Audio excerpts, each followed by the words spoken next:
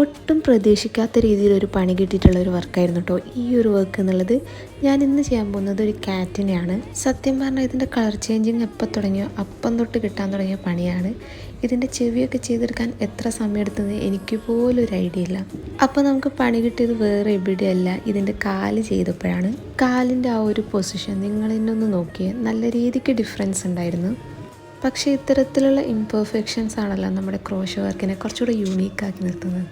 പക്ഷേ ഞാൻ ആ കാല് മാറ്റിപ്പണിയാനൊന്നും പോയില്ല, കാരണം ഓൾറെഡി ചെവിയിൽ കുറേ ടൈം സ്പെൻഡ് ചെയ്താണ്. ഇനി കാലിലും കൂടെ അത് സ്പെൻഡ് ചെയ്യാനെ കൊണ്ട് വയ്യായിരുന്നു. ഞാനൊരു കാറ്റിനെയാണ് ക്രോഷോ ചെയ്തെങ്കിലും വർക്ക് ഓൾമോസ്റ്റ് കംപ്ലീറ്റ് ആയപ്പം എനിക്കൊരു ഗിനിപ്പിഗിൻ്റെ വൈബാണ് കിട്ടിയത്. നിങ്ങൾക്കിതിൻ്റെ ഒരു ഷേപ്പും അതേപോലെ തന്നെ ഫേസും ഒക്കെ കണ്ടിട്ട് ഒരു ഗിനിപ്പിഗായിട്ടാണോ അല്ലെങ്കിൽ പൂച്ചയായിട്ടാണോ തോന്നിയിട്ടുള്ളത്? ഇതിൽ പിന്നെ പൂച്ചയുടെ ആ ഒരു മീശയും വാലൊക്കെ വെച്ചപ്പോഴാണ് കുറച്ചുകൂടെ ഒരു പൂച്ചയായിട്ട് തോന്നിയത്. അപ്പോൾ എങ്ങനെയുണ്ടെന്ന് പറയൂട്ടോ.